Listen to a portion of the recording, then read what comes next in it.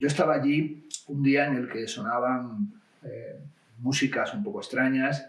en el que de repente parecía que todo era disonante. Llegué a pensar que estaban interpretando La Noche Transfigurada, aunque un amigo me dijo que más bien era un ensayo preparatorio para Moisés y Aarón.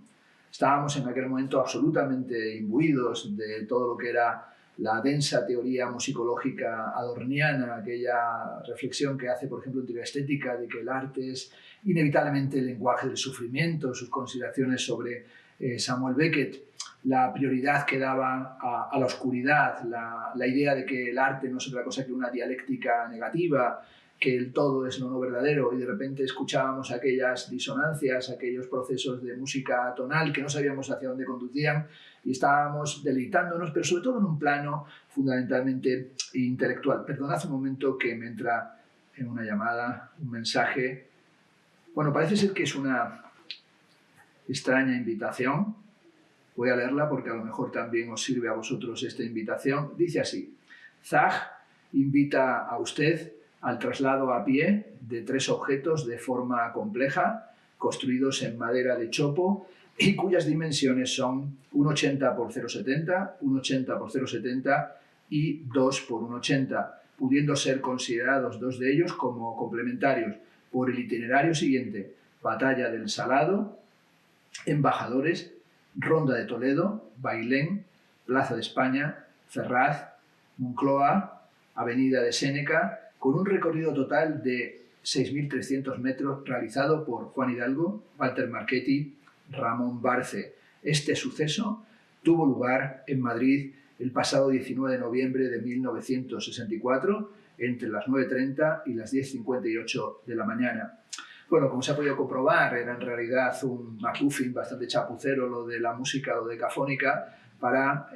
recordar este cartón Zag, este envío Zag, que se hace el 20 de noviembre del año 1964, un día después de la fecha en la que se invita a acudir a este traslado de 3 objetos de forma compleja, construidos en madera, que llevaron o trasladaron desde Batalla del Salado hasta la Avenida de Séneca. Justamente en el año 2024 se han cumplido 60 años de esta primera acción de Zag. Es bastante llamativo que no se haya realizado prácticamente ningún homenaje, que prácticamente no haya habido ni una sola línea que hable de la importancia en el año 2024 de esto que aconteció justamente 60 años antes. ¿Quiénes eran estos 3 jóvenes que trasladaban 3 objetos de madera a través de las frías y oscuras calles de la ciudad de Madrid en un tiempo en el que todavía el franquismo imponía su férrea y tiránica ley? Juan Hidalgo, Walter Marchetti, Ramón Barce eran 3 músicos a los que podemos calificar como músicos experimentales. 2 de ellos, Juan Hidalgo y Walter Marchetti, habían tenido la reveladora influencia de John Cage en los encuentros de Darmstadt. Juan Hidalgo fue el primer músico que fue invitado a participar en esos cursos de la escuela de Darmstadt, que fueron en realidad la restitución de todo aquello que había supuesto la música vienesa, la música de Schoenberg especialmente, pero sobre todo los que fueron muy determinantes: Oliver Messiaen, Clarence Stockhausen y Pierre Boulez. A sus encuentros acudió el joven Juan Hidalgo, invitado, hay que recordarlo, como músico italiano, porque en aquella época él se movía en el ámbito de músicos, como era el caso del gran músico italiano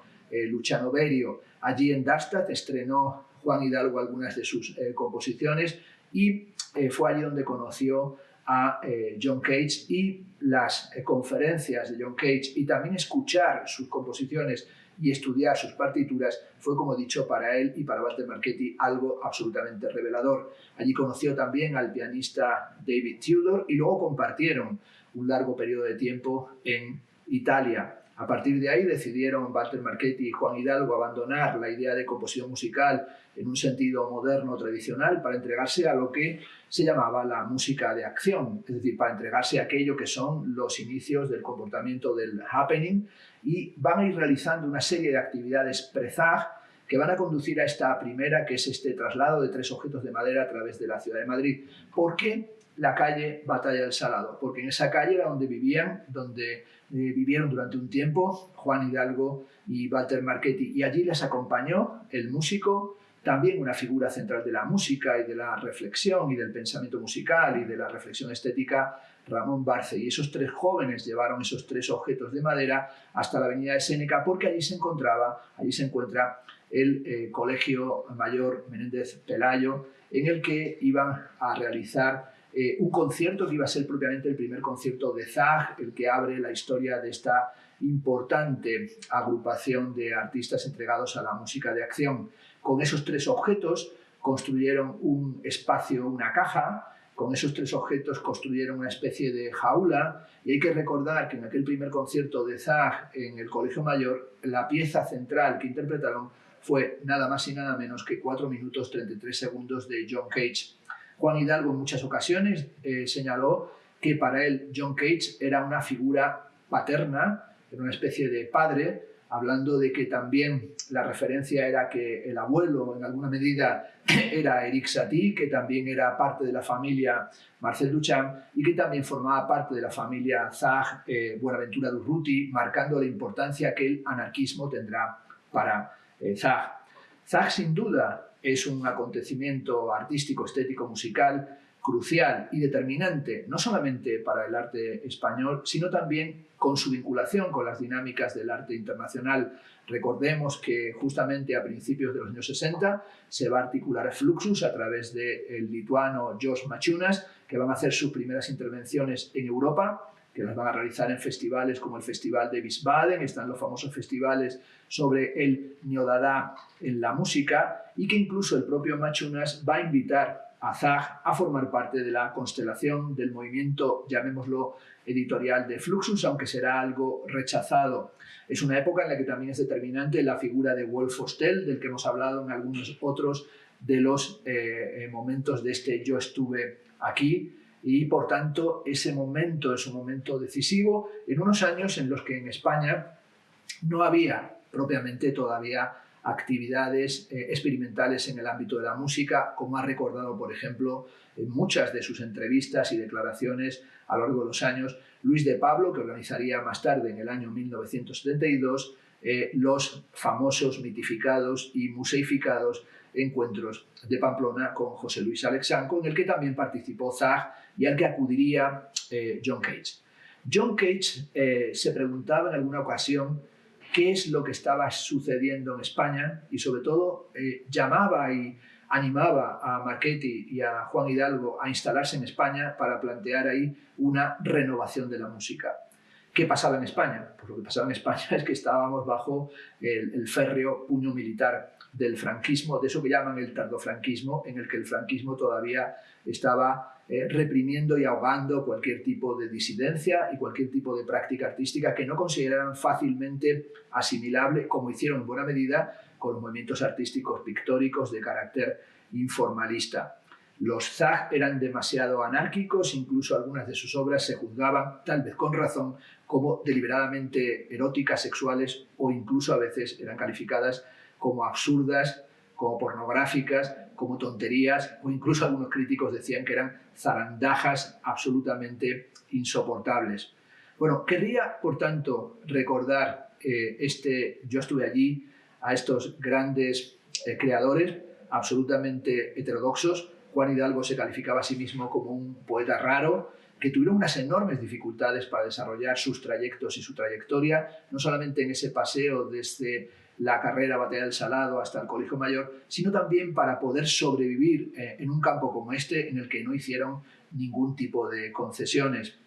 Decían los de Zag que Zag es como un bar en el que uno entra, pide,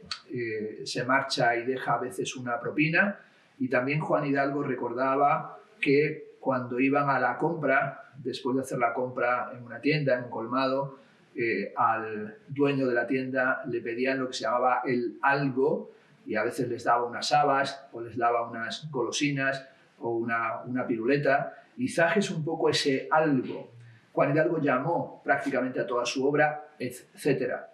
el etcétera. El etcétera que tiene que ver, en cierta medida, también con la importancia que en Juan Hidalgo, en Zag y en todo este movimiento tenía la enseñanza del Zen y la búsqueda del Satori y de la iluminación, pero no a través de un proceso intelectual, sino a través de un proceso de vaciamiento, pero sobre todo como un proceso de liberación.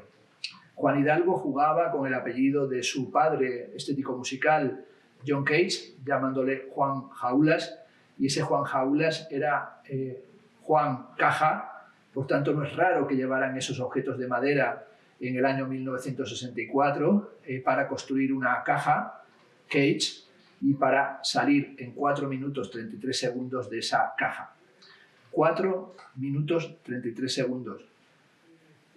No hay que tocar ninguna tecla del piano. La música y el ruido es una música eterna, es azarosa, es parte del azar, es la música de los cambios, son los dados del golpe de dados de Mallarmé, pero sobre todo esa invitación, esa incitación, esa llamada a liberarse de lo que nos constriñe, a liberarse de la caja, a liberarnos de la jaula. Por tanto, 4:33 y esa tarjeta que nos invita con demora a realizar un trayecto a través de la ciudad de Madrid era una música de acción o sobre todo una incitación a la más importante de todas las acciones estéticas, que no es otra cosa, valga la simplificación, que la búsqueda de la libertad radical.